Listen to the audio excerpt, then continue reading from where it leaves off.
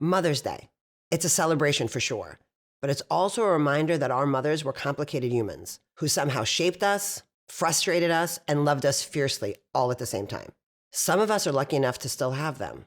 Some of us are learning how to honor them after they're gone. Let's be honest, how often do we actually think about what they sacrificed? How much they held on their shoulders and what it really means to show gratitude? Here's the rule. Moms aren't perfect, and that's exactly why they're unforgettable. So today, right before Mother's Day, we're talking about moms. The messy love, the lessons, the sacrifices, and how to honor them in life and after.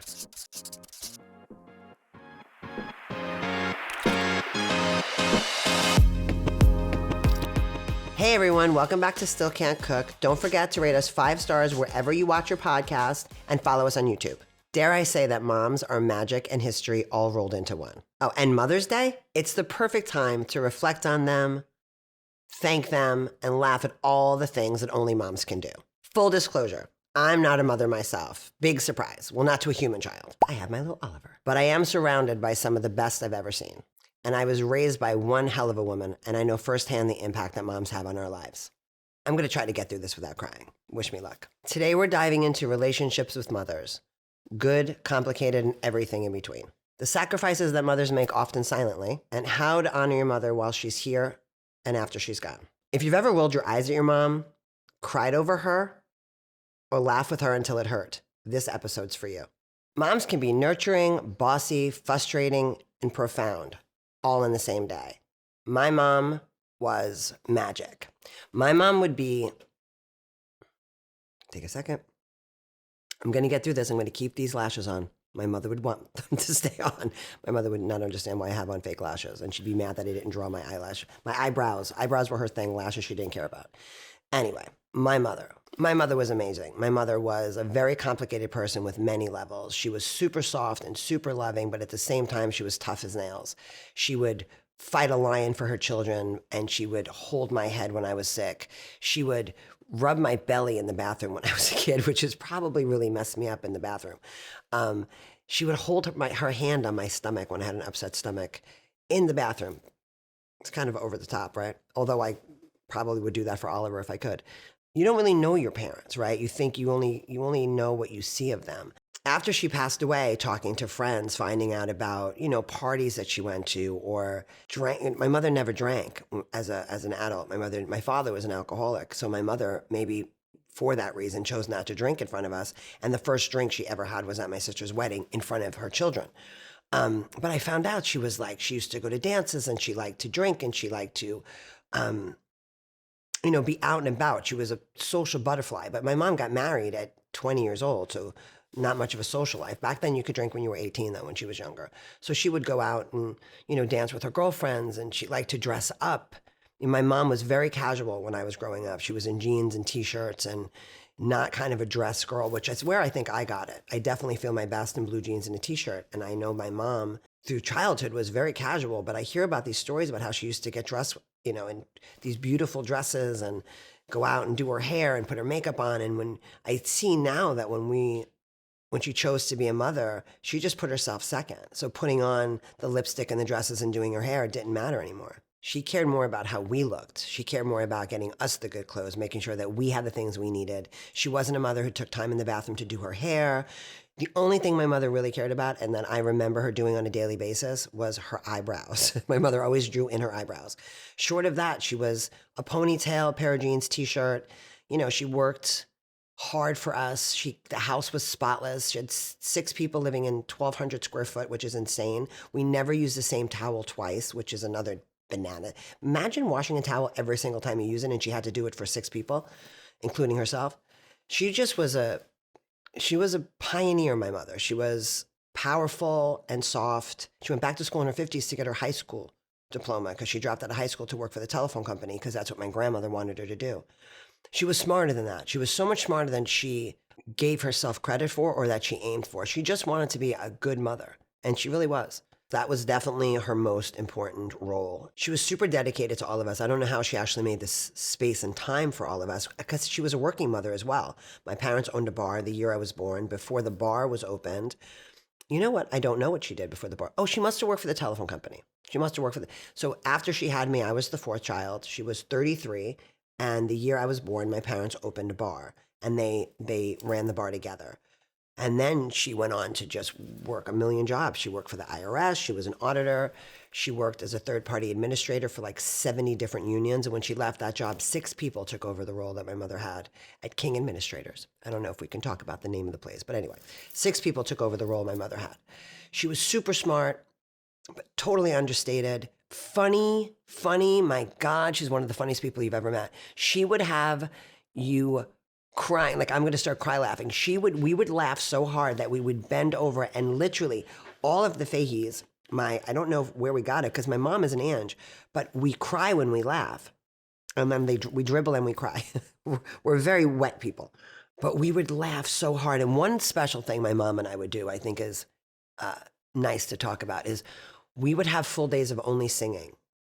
Everything around the house had to be sung. So I'd wake up and good morning, mother, and she'd sing back good morning, Kellyanne. And the whole day we'd sing what we were doing, what we were eating, what she was cooking. If she was doing laundry, she'd sing from the basement. And the rest of my family thought we were nuts. My father would laugh his ass off at us, but we had full days of opera in the house. We sang, we danced. She loved Patsy Cline.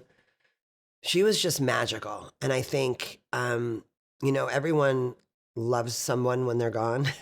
No one was ever a shitty person, right? Anyone who passes away, you hear how great they were. No one ever says, wow, that guy's an asshole, unless he's like the Jeffrey Dahmer. And even Jeffrey Dahmer was nice to his grandmother.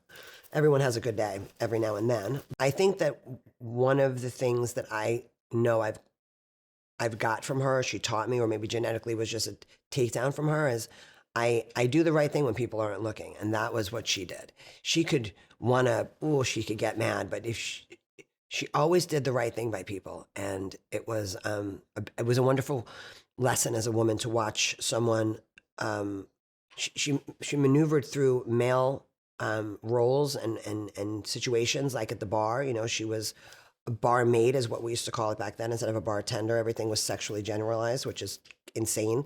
But she was a bartender, and she was around men all the time, and she would tell them if they cursed at the bar, they had to put money in a pot. Like, she could be hard and soft, and she was super funny, and taught me many, many things, but kindness and honesty. And it's okay sometimes to be tough. You can still be feminine and knock someone out. Learned that from my mom. So here's some truths about mothers. They love fiercely, even when they're tough to understand. Their guidance often comes wrapped in confusion, contradictions, or unsolicited advice. The bond with a mom is messy, but foundational. So some of the best advice I ever got from my mom are things that I still do today. Like, she had verbal advice she told me, but I got more things from her from watching her. I'll think about something profound she said, I'm sure, but most of the things that I recognize were the things I watched her do, and the things she explained to me that when I was a kid, I did not understand. 1, apple. In the morning, my mother would have apple slices, and I never got it. I was like, what are you doing? And she was like, it opens up your mouth. Okay, Mom, that's weird. Guess what? It really actually does. Then she'd say, I'm like, Mom, I'm tired. She'd go throw some cold water on your face. What do you mean throw cold water on my face? Guess what? Cold water plunge is a whole thing now. My mother was innovative, and she didn't even know what she was doing. Back then, she was putting her face in ice. Who knew? That works. But I used to be like, Mom, I'm not doing that. And now when I shower, at the end of the shower, I run the cold water on my face. Things, the little things. I think, she spoke, she definitely spoke things to me and told me what not to do. One thing she said, never lie. All you have is your word. It's the only thing you have. Be true to your word.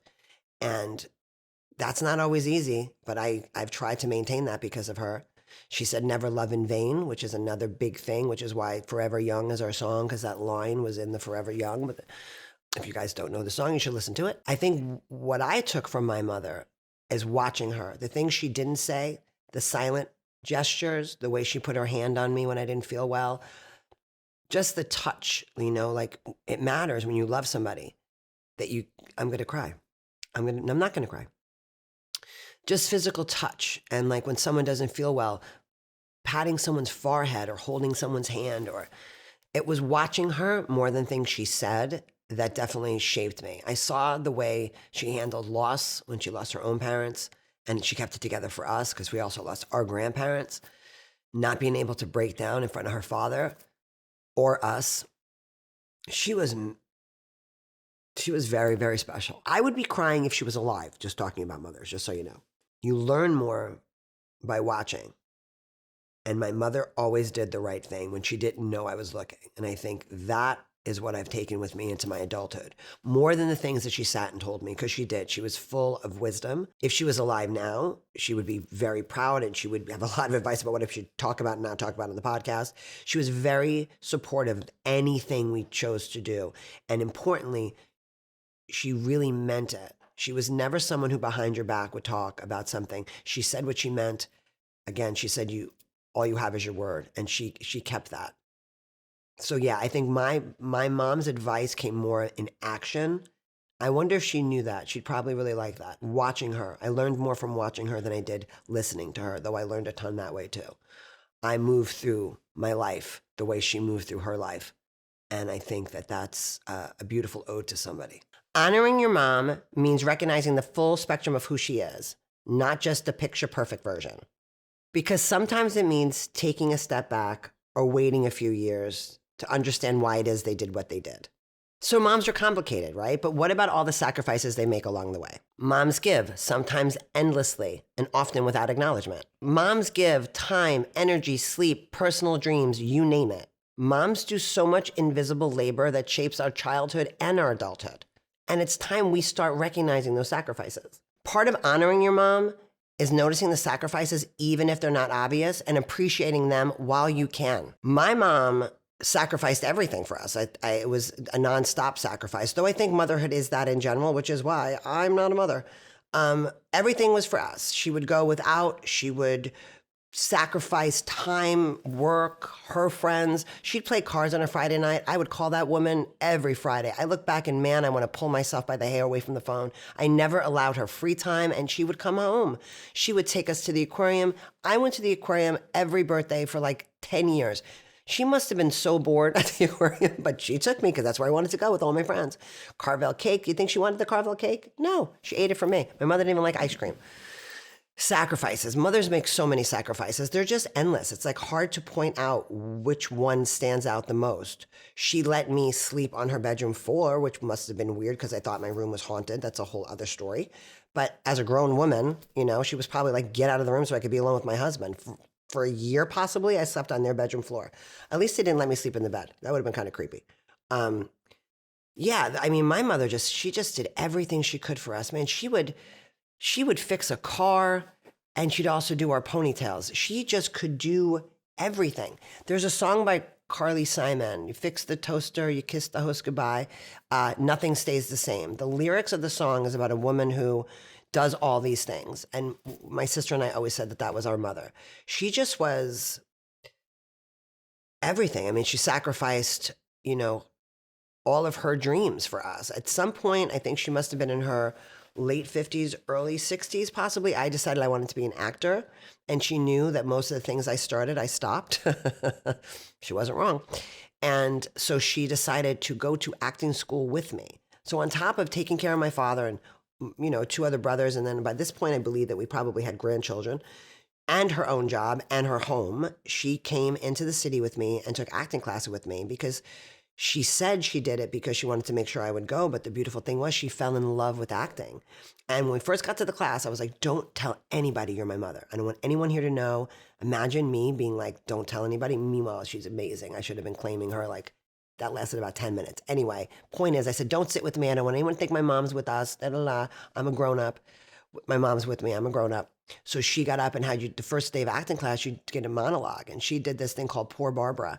And the monologue is about a woman who keeps it together. And at the end of it, she puts the lock in the key and the lock wouldn't turn and she starts to lose it. Well, my mother got up and she killed the monologue. It was like, wait a second, where has this been? And she could sing, by the way, what I talked about earlier. My mother was an incredible singer. So not only could she sing, but this woman could also act and spell any word. She was crazy. So she got up and she did the monologue and everyone was clapping. I was like, oh, it's my mom. It's my mom. It's like 2 minutes into class, I told everybody she was my mother. Anyway, we ended up studying acting together and she loved it. And she went on to do some plays and she did a lot of theater. And then she couldn't learn lines anymore because she ended up getting Alzheimer's. So that's the fun part of the story.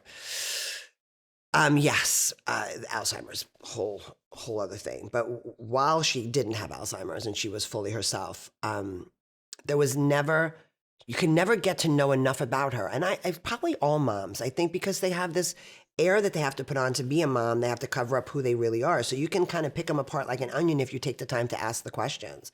I remember at one point my mother was going through menopause, which is a fun ride. And my father asked for chicken cutlets. And my mother was like, I hate chicken cutlets. We had chicken cutlets like 3 times a week when I was a kid, and I don't eat them because they're gross and they're dry and it's a whole thing. I don't know, can't eat chicken cutlets. What do you mean you don't like chicken cutlets? And my mother said, I've been eating chicken cutlets because you like them for 25 years. And my father was like, I don't even like them. So the whole family was eating these stupid chicken cutlets, and none of us liked them. None of us wanted them. And menopause had her tell the truth. And guess what we had moving forward? Spaghetti with shrimp sauce. She loved making shrimp red sauce with shrimp and spaghetti. Took place.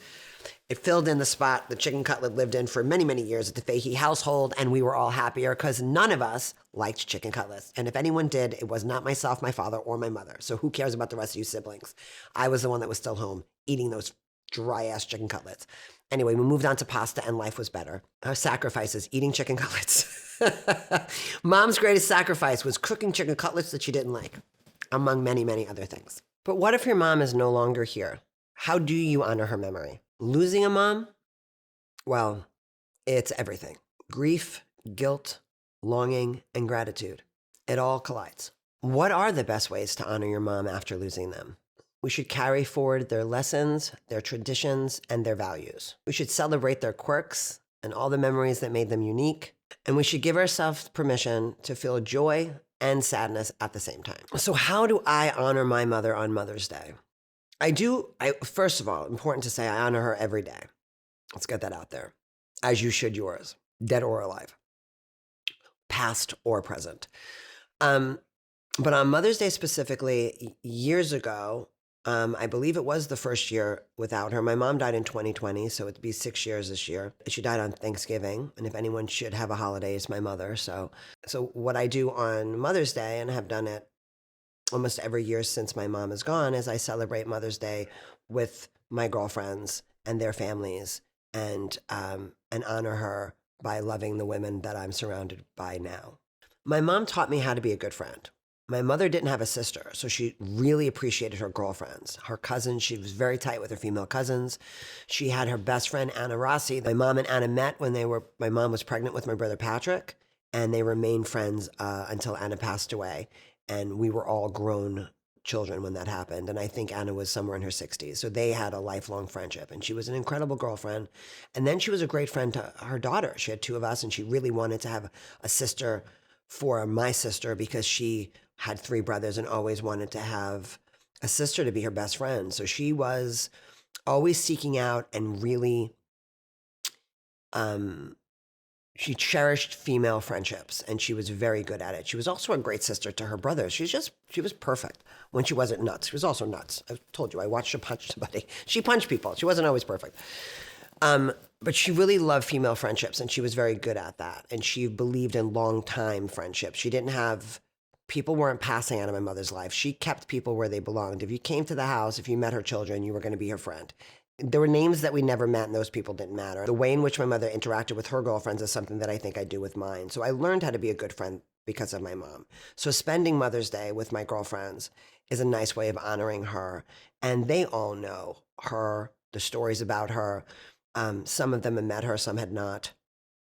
But yeah, it's a beautiful tradition. I really love being able to celebrate the women in my life that are now parents and watch my friends be mothers. It's another magical thing to see. See my sister turn into a mom was incredibly magical to watch, and she got to see all that. So on Mother's Day, I do take some time to myself to talk to her. I talk to her often, but on Mother's Day, I do a little thank you before I celebrate with my girlfriends. And the kind thing about my friends is we always talk about each other's parents. Some of my friends have lost their moms, some have not. God bless. But the ones who have, we take a second, and my girlfriend Stacy and I will talk about our moms. She's lost her mother. But just bringing them up, telling a story, mentioning them, having people who haven't ever met them know so much about them just based on the stories that I've told. I remember my father was telling me about his dad once, and he was being so intense about his story, and I could see how much it affected him. But at the same time, I couldn't love this person my father was talking about because I didn't know him. I could, love that my dad loved him. But one thing I think that's different about my girlfriends when it comes to the role of a mom, I really believe they do get how much I love her and they love her too. There's a little gift in that. I might have been too young when my father, I would love my grandfather now, Dad, if you told me about it now. I was too young. You're trying to be profound when I was like 6. But I was like, who is this guy, your father? Now I probably would like cry with you. But when you have friends, people around you who love the people you love simply because they know them through you, that's pretty special. Better to have loved and lost than never to have loved at all. I had a rock star mom. Mother's Day is a beautiful celebration, and it's also a reminder of what some of us have lost. Other people have moms in different forms, people who've stepped into the role in an untraditional way, and they deserve shout outs today too. So check in on your friends, your family, anyone that you know who may not have that special someone anymore. My friends are consistently amazing people. I don't pick shit people for friends. I've made mistakes. You know who you are. You're out of my life now. No, I'm kidding. Let me go back. My friends are amazing people. So one of the things my friends do is they recognize the loss for me. They do honor my parents. I've lost both of them. But specifically on Mother's Day, all my friends call. All my girlfriends call me, the ones I'm not with. I do have my friends, as I said, that I specifically spend Mother's Day with. We always have a brunch. We always honor our parents that are no longer with us and the ones that are still here. But my friends are supportive in a way that they talk about her. They ask questions about her. They refer to my mom. One of the things I think that people do is a mistake, which is not talk about the lost parent. On Father's Day, I want to talk about my father, and every other day. And Mother's Day, I want to talk about my mother, and every other day. And I think it's imperative that we keep speaking about them. People think they're doing you a favor when they stop asking questions or not mentioning your parents. The fact of the matter is that once we stop talking about them, that means that we forget about them a little bit, or not me, but the world. You don't want the world to forget about them. It's nice to talk about them and to tell stories. And have friends call me. I have friends who still call and go, oh, I saw this thing, reminded me of your mom, or I heard a song that reminded me of your mother. It's a really special thing to have girlfriends who recognize how important that person is to you. And because of the love for you, they acknowledge your love for them. It's very special. I'm really blessed. I get flowers on Mother's Day. I also get flowers now on Mother's Day because I have the dog, which is so sweet. Best dog mom. Which is, it does soften the day a bit when you just get that slight bit of acknowledgement for the choice of not having a child. Thank you for recognizing my choice not to procreate. No, not to procreate. What's it called? Procreate is sex. I don't do that either. No, procreating is right. Procreating is having babies. Yeah. I don't even know the word. That's how shut off I am from actual giving birth. I don't even remember the word. Anyway, point of the story is, I'm very blessed to have women around me who honor my mom on Mother's Day and other days, but specifically Mother's Day with the phone calls and the flowers and the conversations and the questions. I think it's really important that your mom stays alive within your group, whatever that group might be. Talk about her, tell the stories. Have people recognize what it is about her that you have. Like, what are the little traits, the things you do that your mom used to do? It's nice. Just keep her alive in the stories. The takeaway is, I now have my mom's knees. Thanks, Mom. I'm all rickety. I remember when she told me about this. You were right. Menopause is nuts. Getting aged. I don't even have words today. Getting older is weird and kind of uncomfortable. And she was right. I'm going to get chin on my hair too. I'm losing all my words. Hair on my chin. My mother used to have a hair on her chin. I used to pull it out, and she used to get so mad at me, and she had a hair that came out of her nose. She was really beautiful. I'll show you pictures. Now she sounds like a furry person, but she had it, and I would pluck it all the time. And she was like, you just wait. Keep picking on your mother. Oh, I could hear her say that. You just wait. Cute as a button, but she still can't cook. Thanks, Mom. The takeaway is, honoring your mom after she's gone is an ongoing process. It's in your actions, your memories, and the way you live your life. And of course, a little bit of humor always helps us through the tears. Moms make us laugh, they make us cry, and occasionally scream in frustration. That's part of the gift. Sharing funny or awkward memories keeps their presence alive. Gratitude does not always have to be serious. It can be playful or messy or even sarcastic. Honoring my mom is just being funny because my mother was funny. I think I'm funny. She was way funnier than I am. She was smart and quick, and she one-liners, man. She would throw zingers. People, aunts and uncles and people who knew my mother will always say, I'll do something else, and they go like, your mom, that's so much like your mom, which is the best compliment anyone could ever give me. But my God, she would come up with one-liners. So for me, honoring her, anytime I make someone laugh, I'm honoring her because I know how much it meant to her. Laugh until it hurts. It only hurts when I laugh was a really great movie, but a line my mother would say all the time when she was very sad and you're faking it. Wow, that just came to me. You know when you're sad and you have to power through, and only mothers actually probably know this. I was going to touch on it for a second, but you know, mothers can't have a bad day. And my mother couldn't have a bad day. So she would say it only hurts when I laugh, which is a film and a play. And she would say it, and now it's kind of profound to look back on it because it meant she can wing it as long as she didn't have to laugh through it. And that's when it hurt the most because that was the hardest for her. Wow. Okay. Anyway, I honor her by doing things that are funny and making myself laugh and remembering things that we would do together. They were both extremely funny people, but my mom just didn't care about making herself look insane. She didn't care about, she was beautiful and she didn't care that she was beautiful. She was a lot like Lucille Ball. She would cover herself in mud and, you know, dirt or do something just silly and dumb and not care how she looks. So trying to be funny without vanity, when I do pull that off, which isn't often, that is in honor of my mother. So my mom was super funny. But what's even funnier is watching your friends and siblings become moms. I have watched my friends do the craziest things. I mean, they sacrifice left and right, but you know what? One of the biggest sacrifices is me. I get left out of everything. I have to watch my friends parenting and try to figure out where I fit in the mix. You know, I'm the one friend, the needy friend. By the way, the needy friend with no parents, so I need them even more. I'm not only sad on Mother's Day, I'm crying on Father's Day too. I got all the days. I get all the days. So watching my friends become parents and seeing the transition of knowing who they are and knowing who their kids think they are, having them be hard asses on their kids for doing the same thing we're doing. Are you smoking weed? No, of course they're not smoking weed. They probably got it from us. What are you talking about? I don't smoke weed, but that's funny.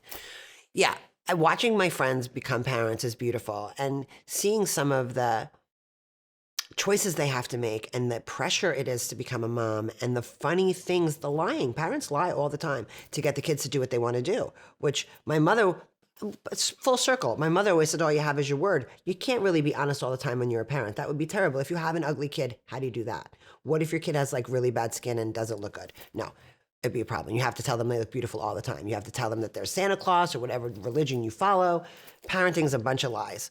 You know what, moms? Tell the kids the truth. They're ugly and there's no Christmas. It's funny to watch your friends become like adults and have to do adult things and make adult decisions and be like hardcore parents. Moms have to be tough, but at the same time, they have to have a lot of fun and play with the children and enjoy these things that kids do. I have one girlfriend who's like always in the bath with her kid, or playing it. Not she's in the bath with the kid, but she's always got the child in the bath. The kid likes the bath, so 90% of our conversations take place in the bathroom. Do I think she wants to be in the bathroom? No, because her hair is curly and it's giving her hair curly hair. It's making her hair kinky because of all the steam. We make sacrifices as women, but as mothers, it's insanity. Everything is about the kids. You go without shopping. You go without nights out with your friends. Kids get sick. You have to go to the plays. You do, and watching your girlfriends grow up and have children is bananas. Watching my sister have children is bananas. Having my sister be such a mother and not be the sister anymore is weird. It's like you got to give up one role to be the other role. Like, I'm the sister. So if I say your kid's being a jerk, we're supposed to believe that the kid's a jerk. But no, sir. Tell my sister her kid's a jerk and you're the enemy. I'm like, but I'm your sister. We're both supposed to think they're a jerk right now. No? And she's going to get mad at me for saying this. But she will always defend the children. She's like, I'm like, remember me? Remember when I was important? I'm allowed to call them a jerk because I love them. No, sir. But you know what? I don't think my mother would let you call us a jerk either. I would be okay if you called Oliver. No, you know what? I'm like my sister and my mother. Don't call my kid anything. But it's funny when they stop being that the role that you know them as when that role changes, when your girlfriends are moms before they're friends, and they should be. Kids are more important. Children they're making lives. These kids are going to go on and like change the world, hopefully, and like, cure some diseases. So my phone call should not trump your child's. I'm not curing shit. So, yeah, you want to put all the time and energy you can into your children. And I think sometimes it's strange to watch the role that they had in your life change a bit. Having your girlfriend have to get off the phone because the baby's sick or run out the door because they have this, taking the back seat. When I was graduating grammar school, they give you a little book, and it's a blue book because Resurrection was blue. You unzip and it's all different color papers. And people were supposed to write to you. Every teacher writes in it. There's a place, I think it's the 16th place, where you put the person you had a crush on. And then the last page is for your parents or something like that. I could be out of order. Doesn't matter. In my book, my mother wrote, if I ever have to step back from being your best friend, I will happily do it because I know I will be replaced by your daughter. Fast forward, Mom, it's Oliver. But that watching your friends fall so hard in love with their children that their kid is now their best friend and you're not is an honor. It's an honor to watch that happen. I don't actually have that with Oliver, but it's a beautiful thing to watch your friends fall in love with their children and then befriend their children the way in which you did with your mom. I think it's a beautiful thing to watch. And I've been very blessed with the women around me, my sister, my sister-in-laws, and all of my friends watching the transition from just being a girl to being a mom. It's a big thing to watch. And I'm very honored to be able to do that. And I thank my mom I appreciate all this stuff because of my mom. So all moms are warriors, but especially my mom and my mom friends. Laughter is one of the best ways to honor them because in the good, the bad, and the ugly, this is the woman that gave you life and shaped you into the person that you are today. While Mother's Day can look different for everyone, it's an impactful day to honor the women in your life who shaped you into you. Mother's Day is not just about flowers and brunch. It's about gratitude, connection, and reflection. So remember, moms are complicated, imperfect, and unforgettable. Sacrifices often go unseen, but leave lasting impact. Honoring your mom is possible, whether she's here or gone. Moms come in different forms. Humor, stories, and gratitude make love tangible. More honesty, reflection, and celebration is what we're bringing to the table moving forward. So don't forget to subscribe, rate Still Can't Cook 5 stars, and share this with the mom who drives you crazy, but that you love more than anything. Or the friend who's missing their mom a little extra today. Wishing a very happy Mother's Day to all the moms listening. Thank you for being here. We'll see you next week for a brand new episode of Still Can't Cook. Bye. Hey guys, thank you so much for showing up for another episode of Still Can't Cook. Subscribe to us wherever you listen to your podcasts, on YouTube or any other podcast provider. And if you're on Instagram or TikTok, please follow us at Still Can't Cook. Love to have you guys back every week. So happy that you joined us and look forward to seeing you next week.